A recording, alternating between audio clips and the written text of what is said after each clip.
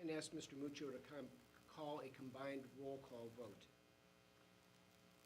Mr. Dobbins. Aye. Mrs. Etter. Aye. Mrs. Decker. Aye. Ms. Prowse. Aye. Mr. Souchaki. Aye. The motion passes 5-0. Congratulations, Ms. Prowse, and thank you. And I believe Mr. Muccio will now call the roll.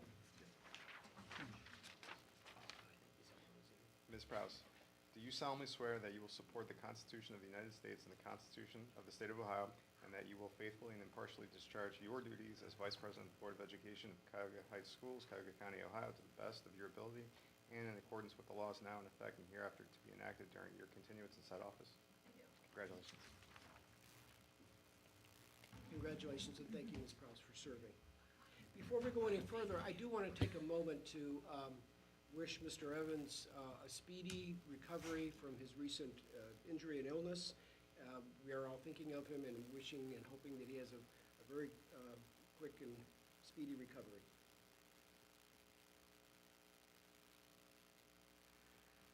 In terms of board president comments, it's agenda item number 5.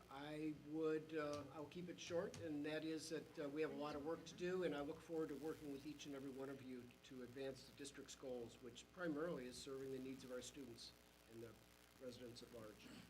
With that, we can move to agenda item number 6, and I'm going to turn it over to Mr. Young to read through the various organizational meeting resolutions. Okay, thank you, Mr. Dobbins. I'm going to read through each of these individually, and I believe, Mr. Dobbins, you've requested that we take action on these one item at a time. Is that correct? Well, no, I'll read through gonna their read- entirety, read and through then 'em all. I believe there's a consent agenda motion at the conclusion. Okay, thank you very much. All right, so 6A is a motion to adopt board bylaws for the board's own operation and board policies as recommended for the operation of the school system, as recommended.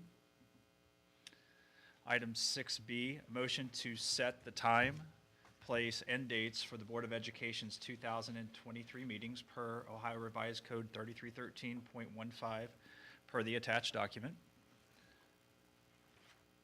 6C, motion to establish a service fund of $15,000 for the calendar year of 2023 for the purpose of defraying board members' expenses actually incurred in the performance of their duties.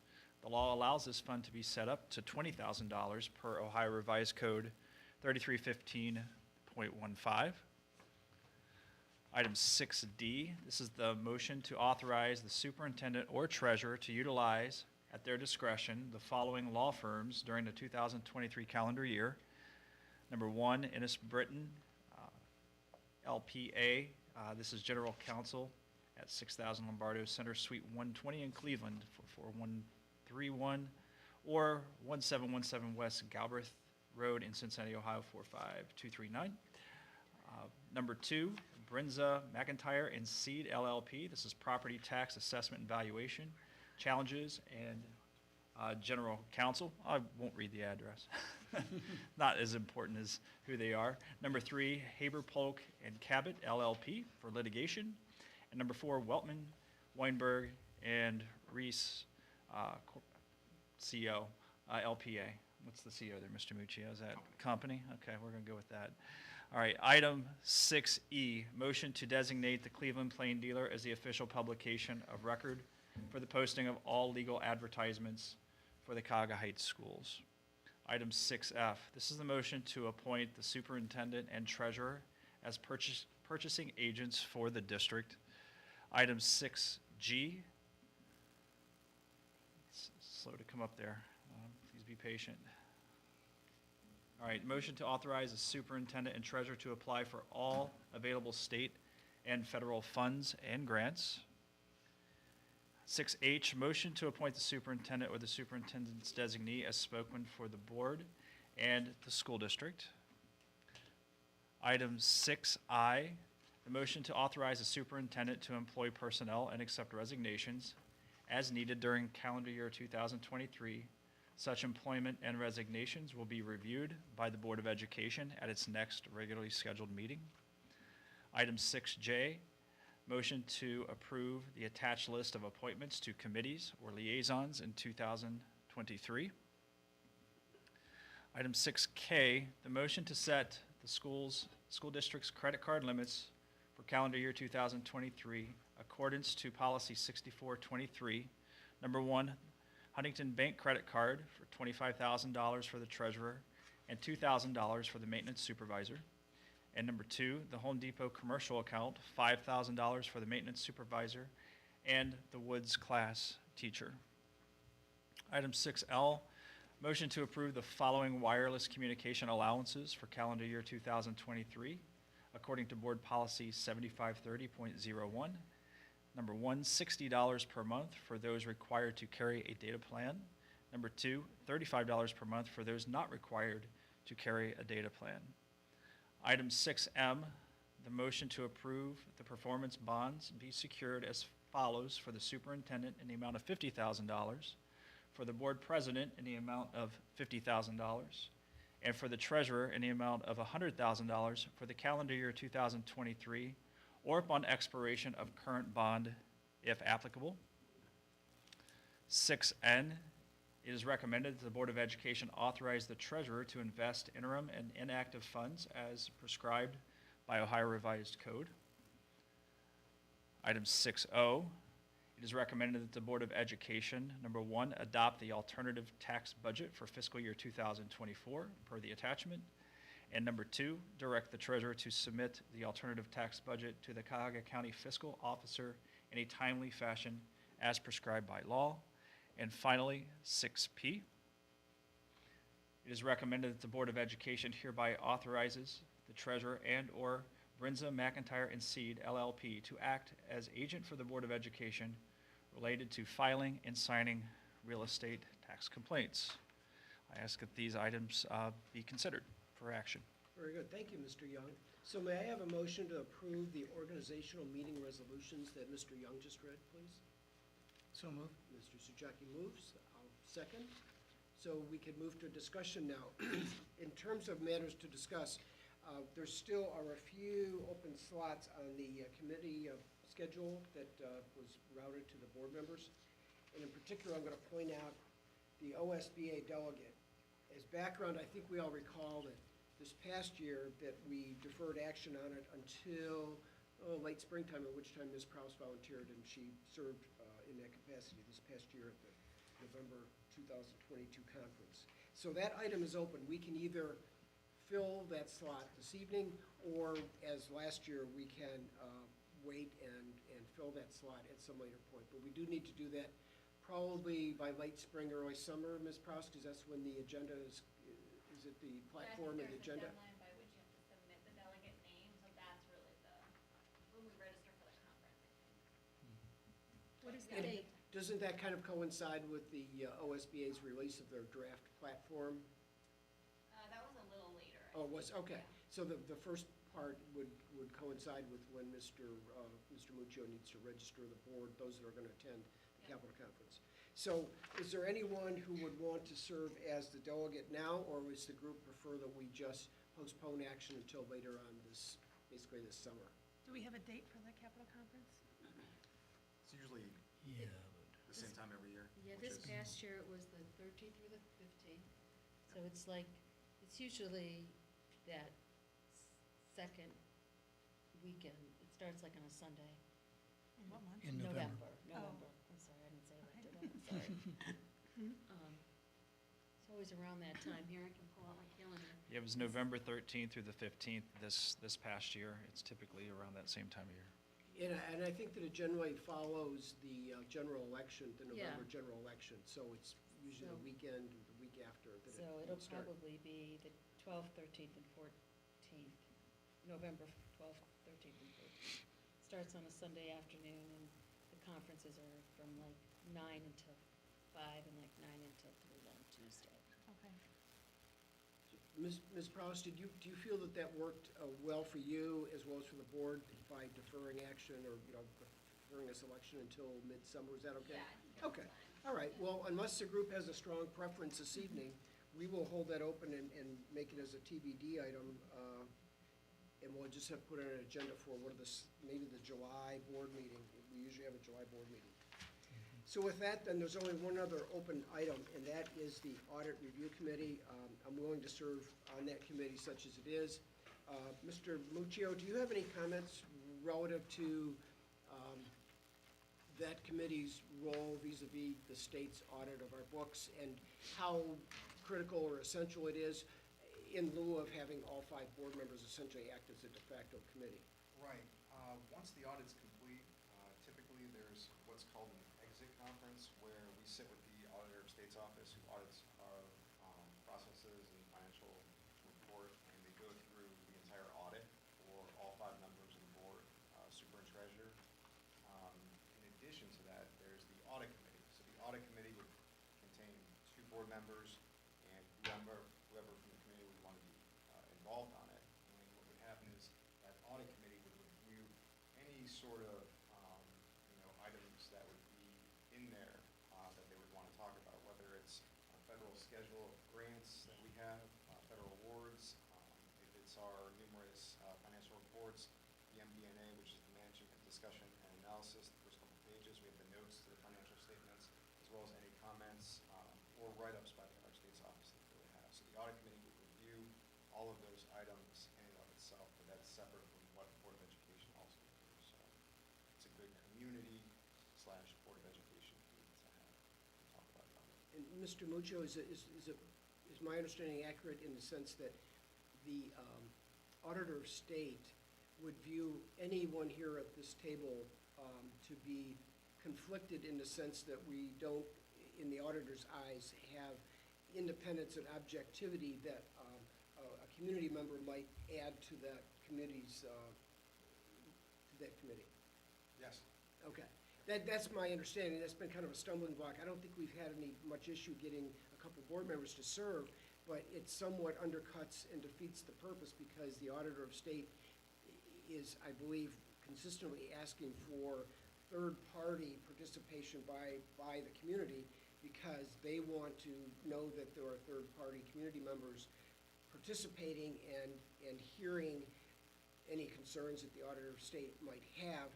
And so they feel that having those conversations with board members is not as constructive as if there's third-party community participation. Is that, I know I'm kind of paraphrasing, but I believe that's my understanding, and that's been one of the issues that we've dealt with, that we can come up with a couple board members, but even if we do that, that doesn't necessarily pass muster with the Auditor of State's office. Yes. Okay. So, that's a long way of saying we have one more open spot, and if someone would want to volunteer for that, we can do that or fill that role. But having said that, I still don't know that we would, if we were to do that this evening, I'm not sure that we would have a committee that meets all of the expectations of the Auditor of State's office. So, I'll put it out there, and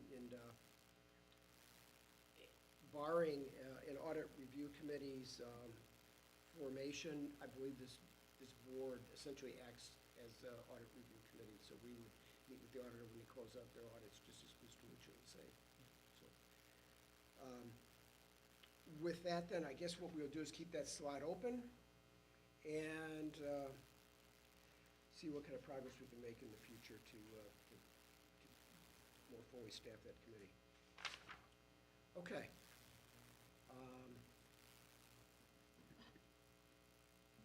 Are there any other matters that this group wants to discuss? For example, the regular meeting schedule or anything else that we covered in terms of the organizational resolutions? No, and letter D, law firms.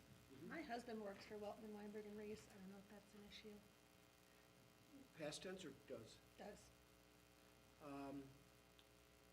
We can make an inquiry and find out if that's I didn't notice it until. okay. He's currently working Yes. for, okay.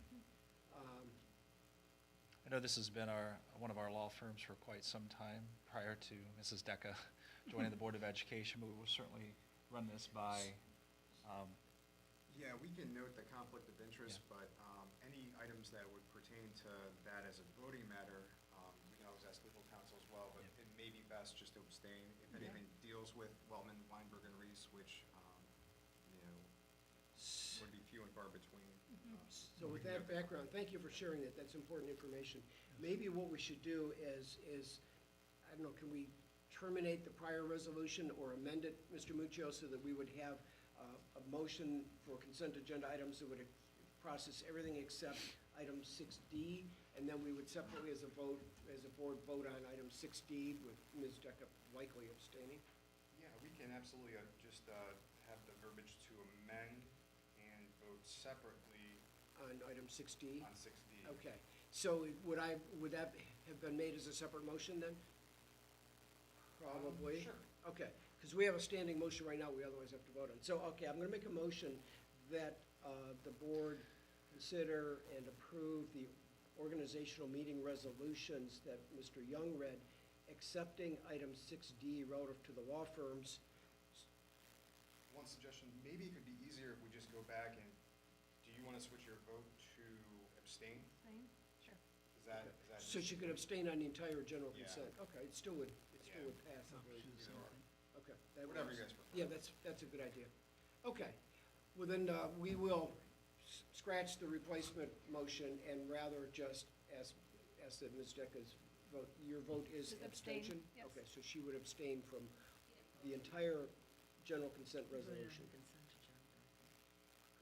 We did not vote. Did we? We have not yet voted on Right. that original motion. So she hasn't abstained yet, because we haven't voted. That's correct, Okay. but that's a good point, you're right. It's good we're a team. So the last thing I want to note is item 6C. Item 6C talks about the service fund for the board, and I would note that Mr. Muccio was nice enough to put in there the items that the board has actually spent from fiscal years 19 through 22. The amounts that we as a board have spent are considerably less than even what we've authorized for the service fund. So kudos to everyone for being so diligent in minimizing expenses. Okay, with that now, I believe we can now move to a vote on the consent agenda items. So, Mr. Muccio, would you call the roll, please? Aye. Aye? Abstain? Aye. Aye. The motion passes 4-0 with one abstention. Moving on to agenda item number 8, comments from the public. I don't see anyone in the audience this evening, so I'm going to pass by that. But I will, at future meetings, be paraphrasing some of the more salient points from our public policy, our public participation at board meetings policy. With that, we go to agenda item number 9, Mr. Muccio, Treasurer's Business. He's having difficulty. Okay. Yeah, just a little connectivity issues. So, couple items tonight. The first item is approval of minutes. Motion to approve the minutes of the regular meeting held December 7th, 2022 is found in attachment C1. Item 10A, motion to accept bank reconciliation financial reports and payments for Board of as of November 30th, 2022 is prepared and certified by the treasurer and actor is found in attachment C2. Ask for a motion. Okay, so may I have a motion to approve the treasurer's consent agenda items, please?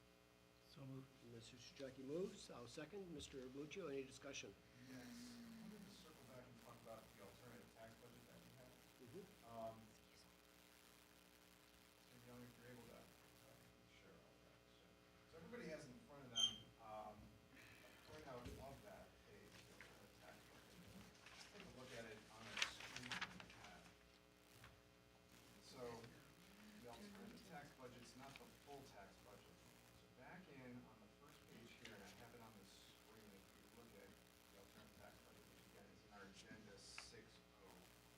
So if we look at that. 6-0?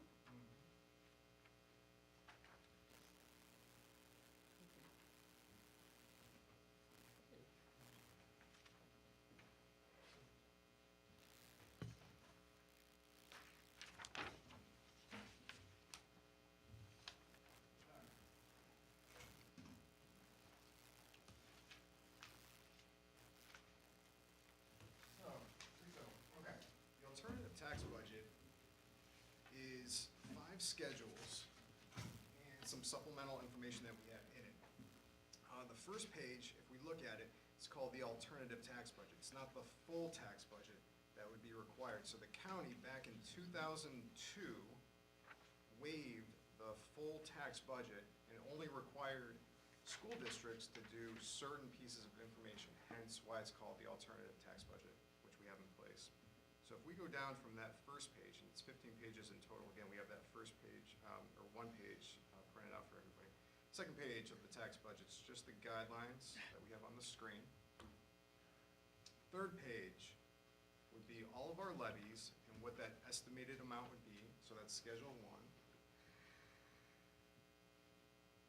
And then we come to the page that everybody has printed in front of them, which is the rates and amounts calculation. So this is what I really want to talk about tonight. So the way this page is created is the top half of the page is new information that we have in place. The bottom half of the page is prior year just for comparison. And then below, we have some definitions for quick reference. Class 1, Class 2, public utility personal property, HB 920, inside millage, outside millage, effective millage rate, 20 mil floor, and millage in and of itself. So at the very top, and I'll just go through this, what we have is we have tax year 2022, because that calendar year was just completed. Now it affects collection year 23, meaning in fiscal year 23, we collect money for the first half of the year, so January 1st, 2023 through June 30th, 2023, we collect money. And then for the second half of the year, 7/1/23 through December 31st of 23, we collect money. Now that's fiscal 24. So it's split into two different fiscal years, fiscal year 23 and fiscal year 24. So if we look below, we can see on the left-hand side, general fund in yellow, we have what's called inside millage, so that's unvoted. Now that's what's provided to us for the school district. That's 4.1. That amount will not change. That's concrete. So we're always looking at 4.1. Below that, we have date voted. Now these are all our voted levies that we have. Now what the state of Ohio County did is they took everything prior to 1976 and lumped it all together. So that's why we see that 1976 to prior. Now that's 6.6. All the terms are continuous, meaning all of our levies go on permanently. The next one's 1981. That's a vote or a maximum rate authorized of 3. So when it was voted in, that millage that was taken out to the public was 3. Below that, 1988, 3.8. Below that, 1991, 0.5. Below that, 1997, 4.9. Below that, 2003 at 4.9. And the most recent levy, 2012, continuous, 7.9. So that was the millage rate that was taken out to the community almost 10 years ago, back in 2012, to be voted on. Then what we have next to that is effective rate, Class 1, and effective rate, Class 2. Now, Class 1, if we look at the bottom, means residential and agriculture. And Class 2, if we look at the bottom, means commercial and industrial and mineral. So the effective rates change because when a levy was voted in, so the 2012 levy that was voted, if it was voted in at 7.9, the money gets adjusted by the effective rate. So the effective millage rate, the definition below talks about in the case of real property, a difference can exist between a tax levy's rate as authorized by the voters and the actual amount of mills charged against a district's assessed valuation. The effective millage rate reflects the fact that the original number of voted mills has received an adjustment to compensate for the impact of inflation on real property values. In other words, effective millage is the millage rate that is actually levied on property. Once the levy is voted in, the school district cannot collect any additional money due to valuation increases or decreases from reappraisal or triennial update on that levy. As property values increase, the millage rate on that voted levy is decreased so that the levy generates the same amount of money. This reduction millage rate is referred to as effective millage. The only way school districts get any additional money on voted millage is from new construction or from having their millage reduced to the minimum, minimum amount allowed by law, which is the 20 mil floor. So that's what effective rate means when we see those two columns there. To the right of that, we have estimated tax revenue at 100% collection. So when I have that totaled up in that purple cell, that totals $13,045,423. Now below, if we look at prior year for comparison, that number was $12,918,301. So that amount went up, and we'll talk about why that amount went up.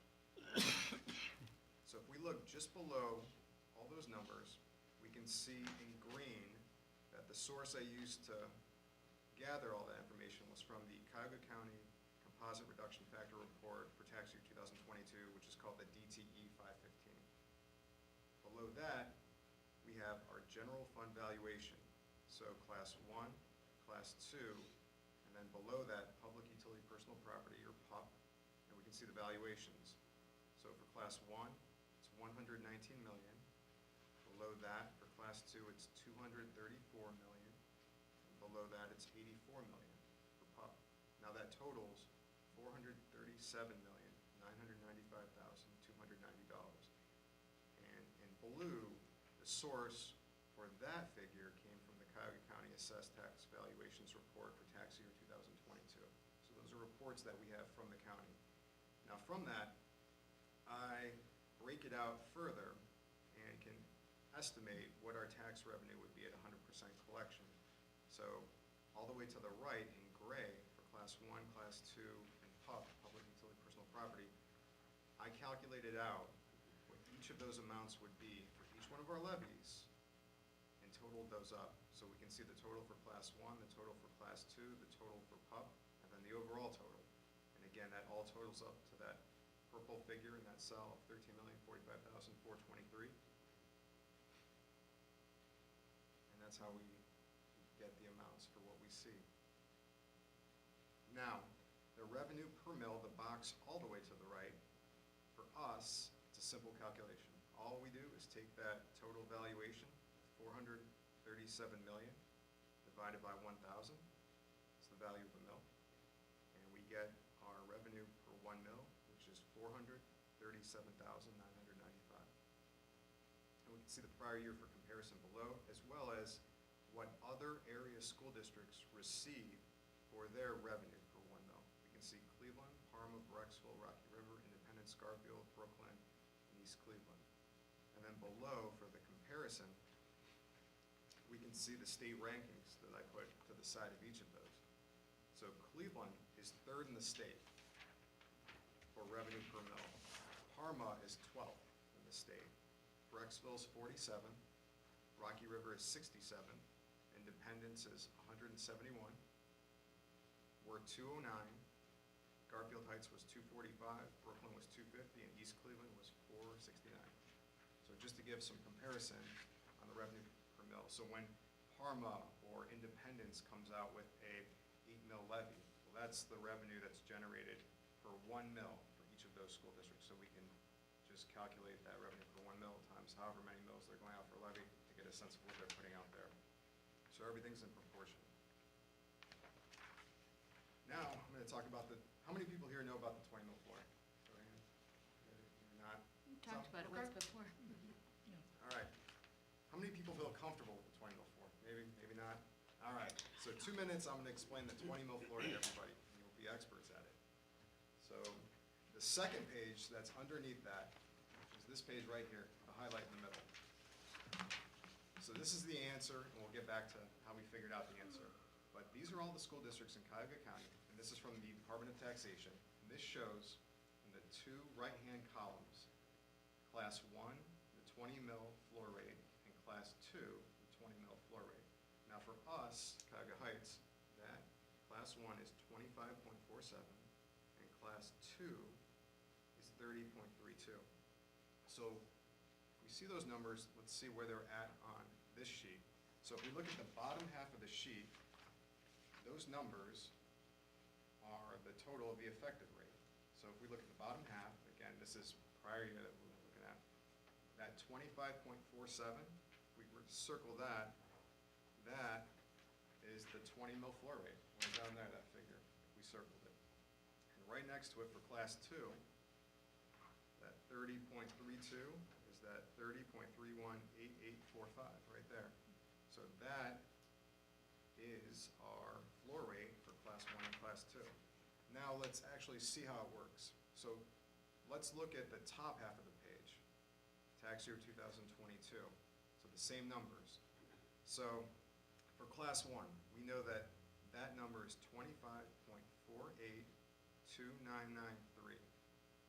So that number went up. 25.47 to 25.48. Now, the effect, why did it go up?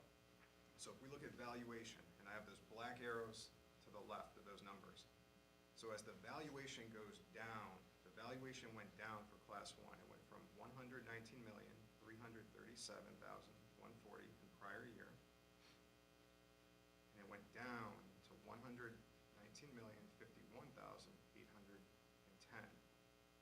So by the effect of the valuation going down, the effective rate goes up.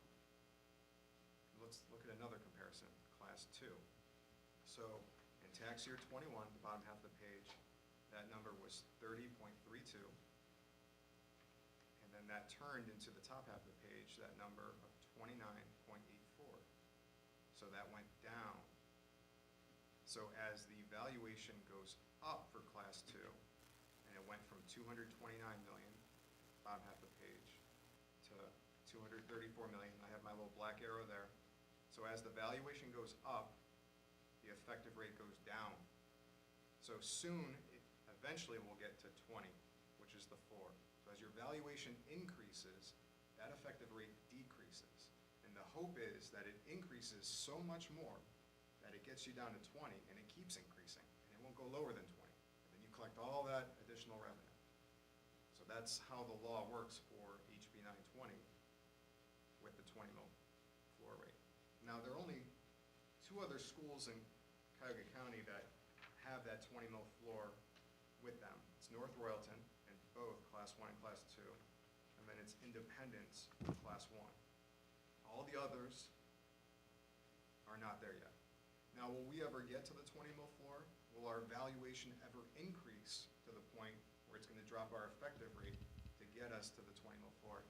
Maybe, maybe not. We know we're closer in Class 1, which is residential and agriculture. So do we see our residential values going so much higher than 119 million? That's going to push that 25.48 to the 20 mil floor and even go, past that. It seems like our valuation would have to go over 200 million. It's possible. I don't know how long it'll take, but we're closer on that one than we're at with commercial. So that's the number we'd want to look at if we're ever looking at the 20 mil floor. So again, as valuation goes up, the effective rate goes down, it eventually stops at 20, and then if it keeps going up the valuation, you collect all of that revenue because it can't go any lower, the effective rate. So is it an all or nothing proposition, so that once that 20 mil floor is reached, that it's 20 mils of revenue as opposed to some incremental figure? Yes, you get 20. Okay, If and there who wasn't a pays that 20 mils? Yeah, if there wasn't a 20 mil floor, what it should be is it should keep going down. So let's say the 20 mil floor didn't exist.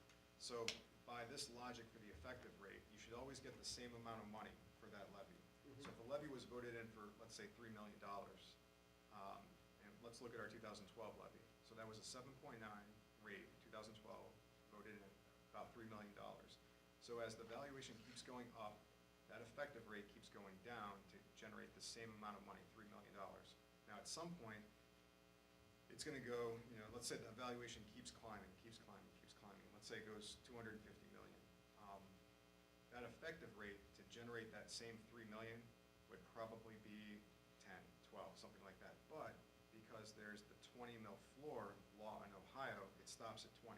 So then we collect all of that additional, let's say, 8, factor of 8 of revenue coming to us as the valuation A full 20 increases. mil equivalent based upon that value? Yes.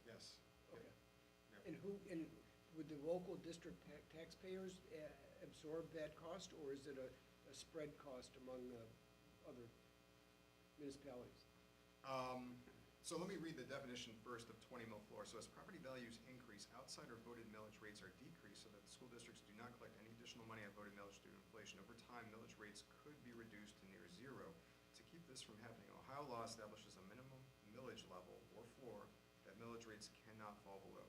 This minimum level is 20 mils. Once a district's total millage is reduced to 20 mils, it cannot be reduced any further, hence the 20 mil floor. So we would collect more on that levy. So not just 3 million, but we'd collect 3.5 million. So that would be the taxpayers that would be paying that additional amount of money for the valuation increase. So they're seeing the value of their homes going up and they're paying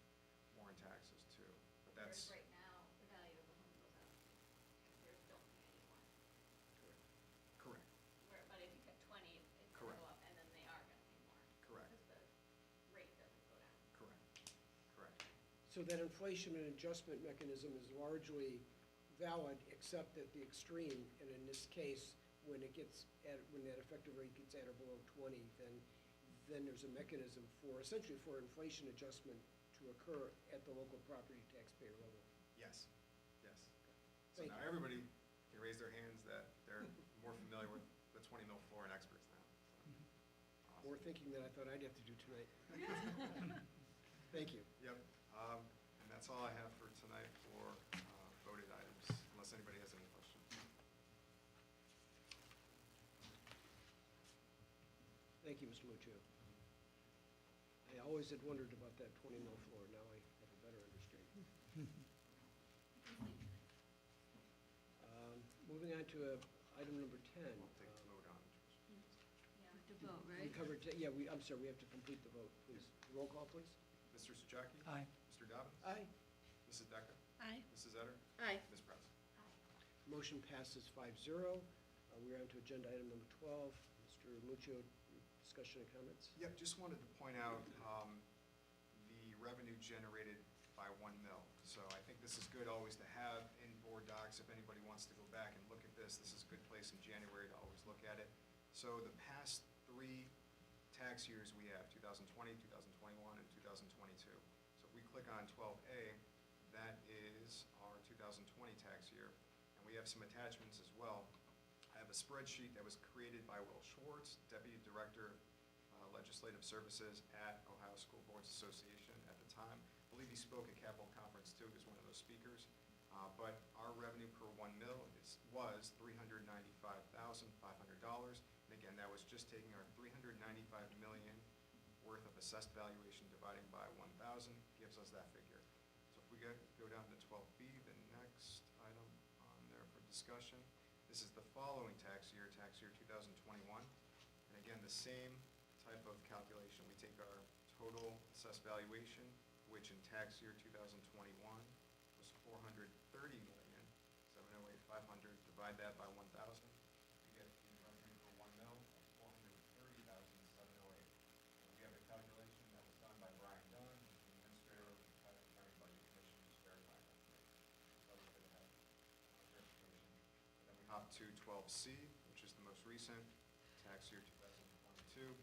And we look at that as before, but that was our assessed valuation of $437 million, divided by 1,000, gives us the value of revenue for 1 mil, $437,995.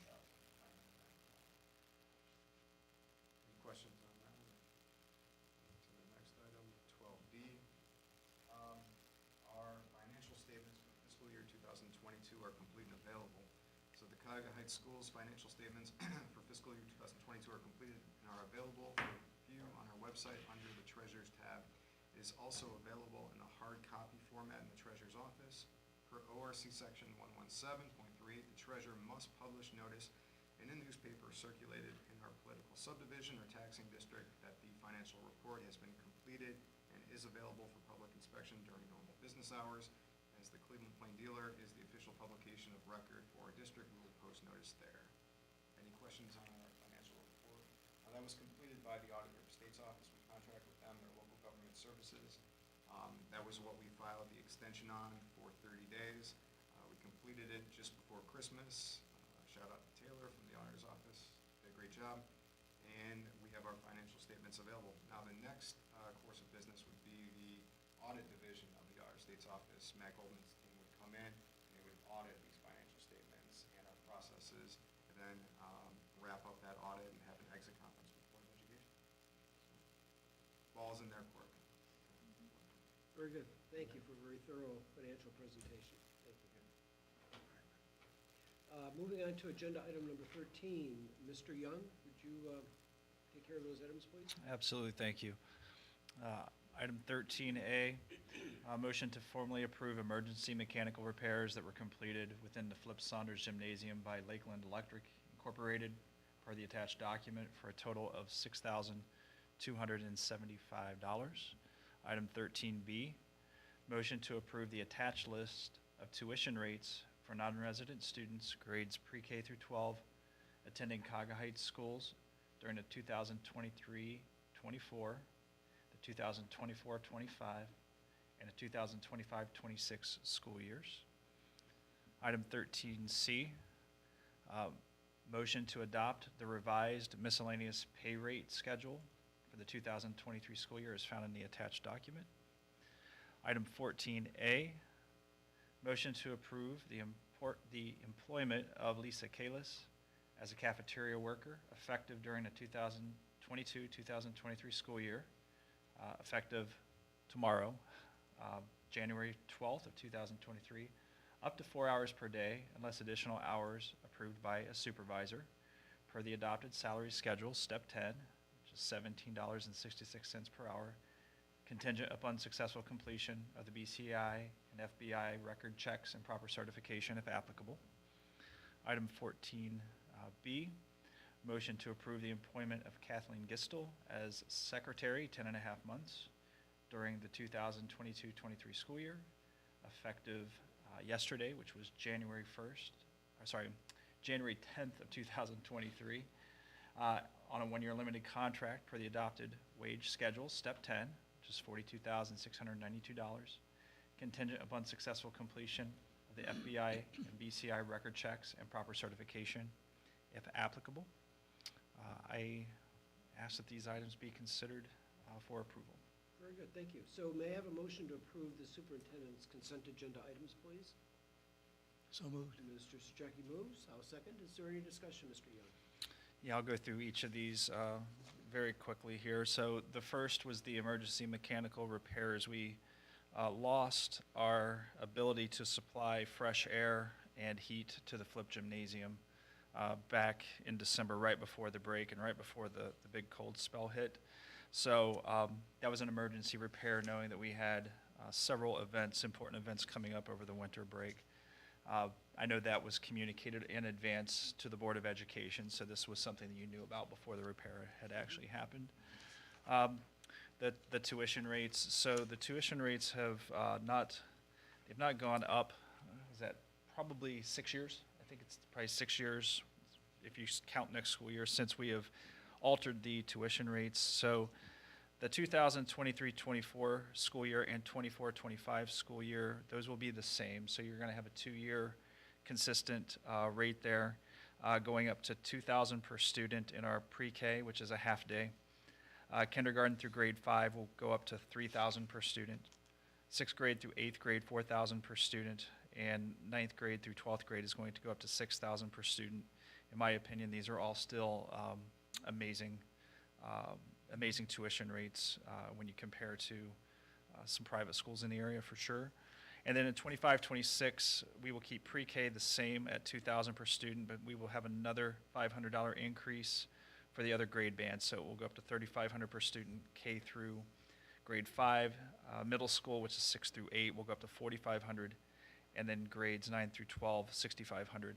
I really appreciate the work that Mr. Muccio, Mr. Evans, and then I know we had Mrs. Etter and we had Mr. Dobbins in to have a discussion about the rationale why. I think Mr. Muccio came up with a very solid formula for how we arrived there, and then discussion by that group allowed us to arrive at these rates. So, So, Mr. Young, if I Yes. could just add, during the meeting with Mr. Evans, it was my understanding that most, if not all, of the local private schools in the area have continued to raise prices on an almost, if not annual basis. And so your comment about us being fair with our tuition in the past and in the future seems to be spot on, in the sense that one might argue the world was I mean, trying to catch just up. as a comparison, St. Michael's, which goes up to, I think, grade 8 is $4,300. St. Benedict's is $5,500. Trinity is $13,200, and Padua is $13,550. Those So are- those are just some comparison numbers for you. Very good. Thanks for Mr. Burek for providing this. Some of the other tidbit was that these rates, although we're making a slight adjustment, these costs were lower or at the rate that we first started with our tuition program, what was that, like 20 years ago? So when you look at that, this is a great value because look at, just inflation, how things have changed in price from in the 20 years. And we're charging similar rates than we did 20 years ago. So while we are making an increase in costs per student, per tuition student, it still is relatively a good value. Absolutely. We certainly value our tuition families as one of the pillars of our school district for sure. For 13C, there was an adjustment to Ohio's minimum wage, and so Mr. Muccio went in on the miscellaneous pay schedule. If you click that attachment, you'll see he's highlighted it very clearly in yellow where those changes fell. That mainly affected our cashiers for the pool and fitness center, our ticket takers for our various athletic events and tournaments by the OHSAA or by our own events that we host here. And then just cleaning up some verbiage with respect to our cleaning staff, our cleaning and maintenance staff, and then changing some of the specificity where we were talking about the staff members being paid at their 21-22 hourly rate to the verbiage where they're just going to be paid at whatever their hourly rate is. Since those schedules are very well prescribed in our contracts from year to year, there's no sense in every year needing to make that adjustment. So he went ahead and cleaned that up. So that's found in that particular attachment.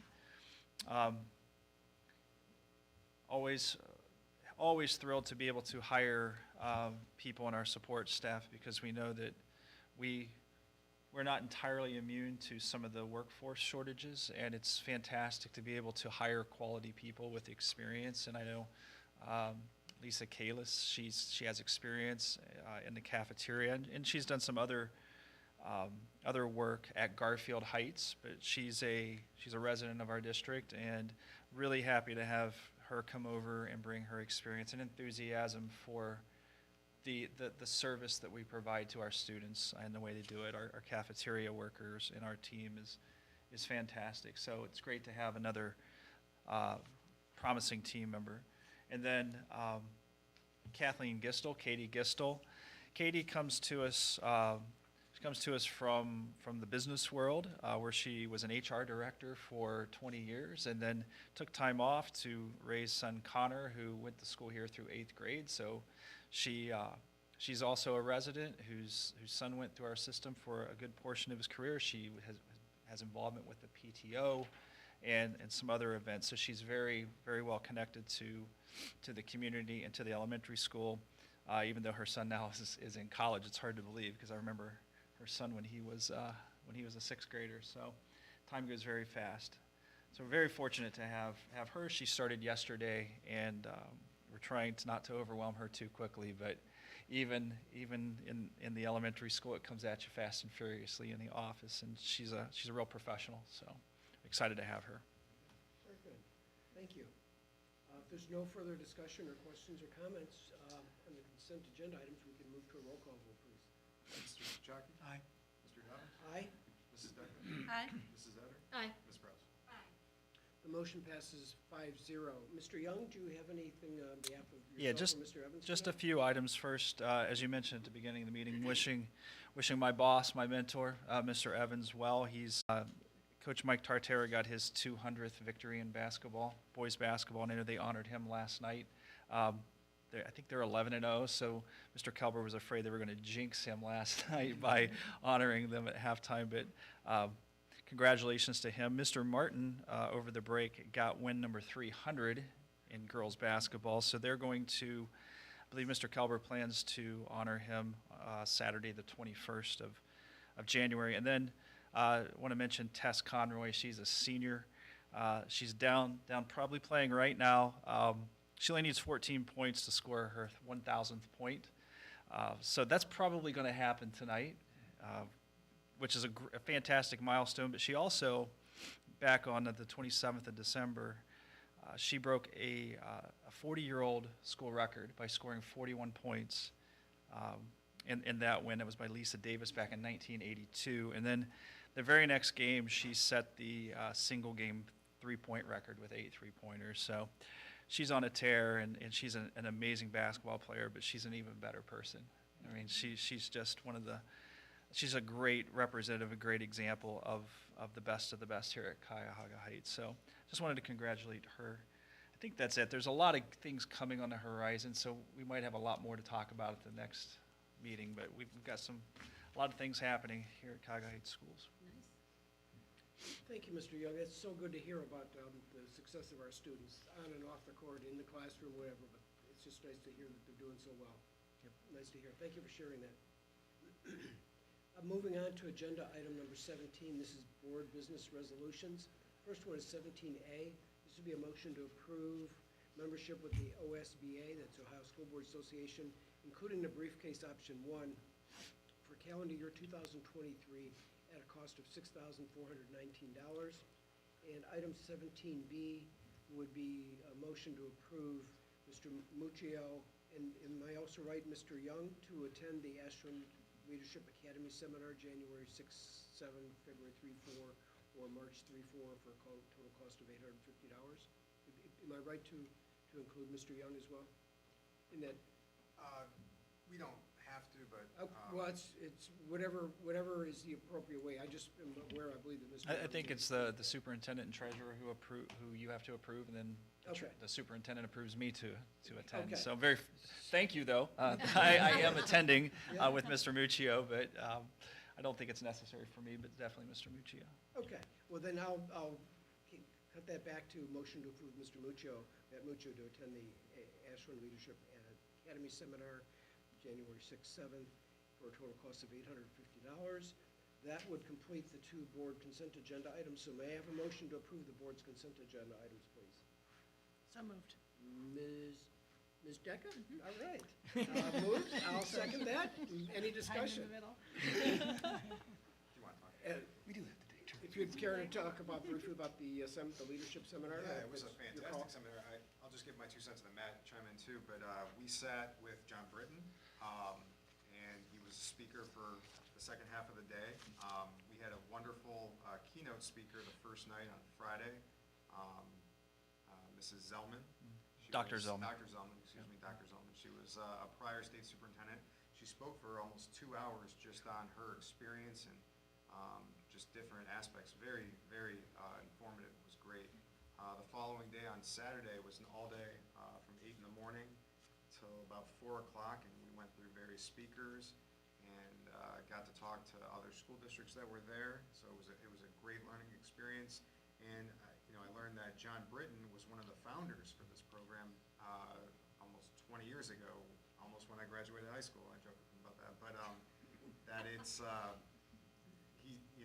he's been there all the way since. So this is one of his passions, and it was a fantastic opportunity to go, and I'm looking forward to continuing with it there. And I got my MBA from Ashland too, so it's a wonderful college and school and university. And that.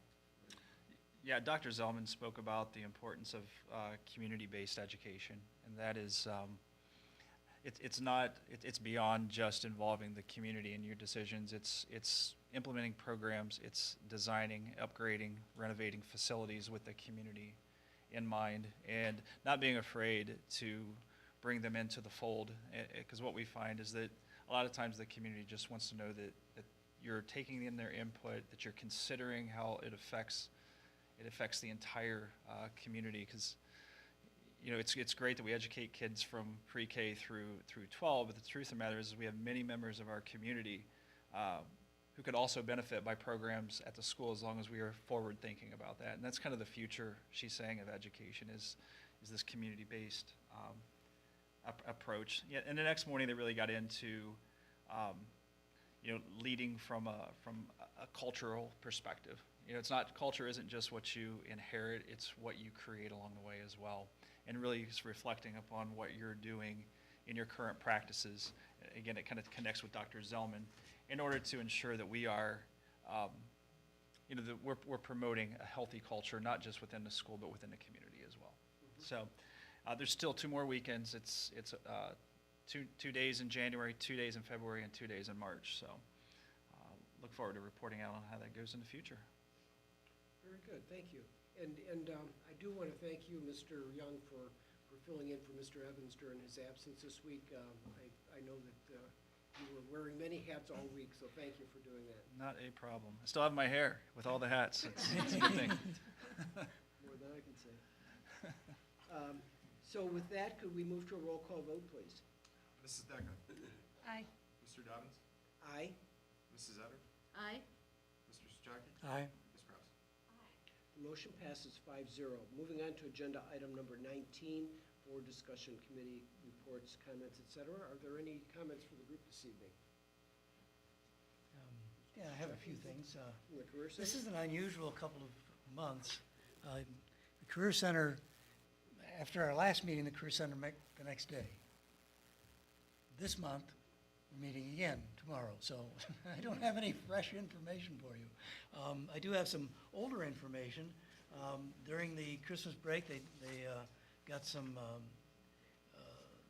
work done around the building, which was good, and I had it written down, and now I've misplaced it. Sorry about that, but I think they did a few things over the Christmas break. Oh, here it is. There it is. Got some AC units during the Christmas break installed. Then we met about the roadmap to the future. If anyone would be interested in going over all of that, I have the documentation, but there are a couple of things to note. COVID years did make historical information a little unusual, in that some of the programs actually had fewer, the senior class is down significantly in attendance and numbers because of the COVID year. That's when they came in as juniors. Didn't work out very well, right?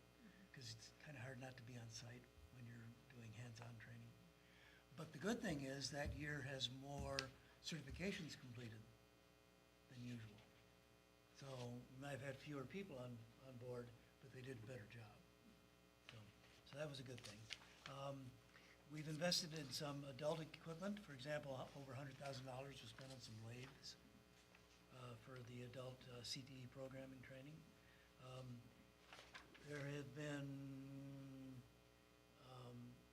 we've been adding to the adult education coordinators and still implementing that. That should be on track for 23-24 school year, and I think that was the end of that. We also gave us new skills of life presentation. If someone would like to see this booklet, it's kind of interesting. And then there are new program profiles. And this is really kind of cool because what it does is it takes every course that is offered at the Career Center and it splits it into 4 sections. What kind of college credit you can get, what the high school program is, what certifications and licenses you can earn, and then some student organizations and bragging about student success.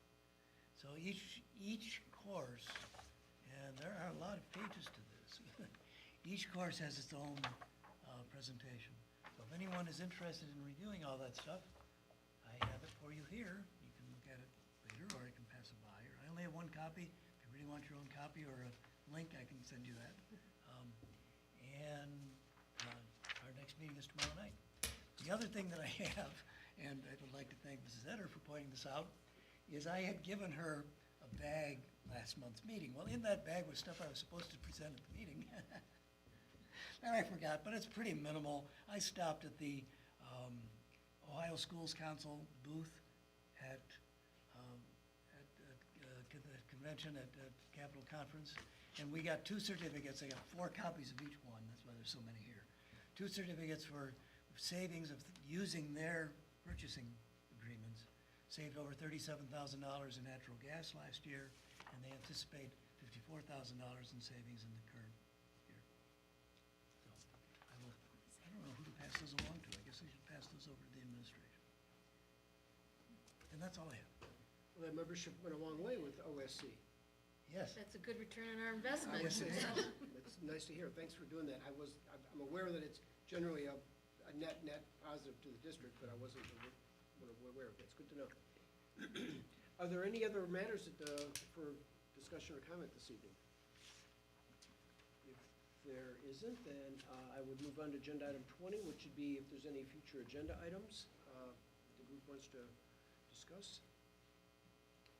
If not, I'm going to move on to 21, which should be 21A, agenda information. It should be noted that the Board of Education members received their agendas several days prior to the actual meeting.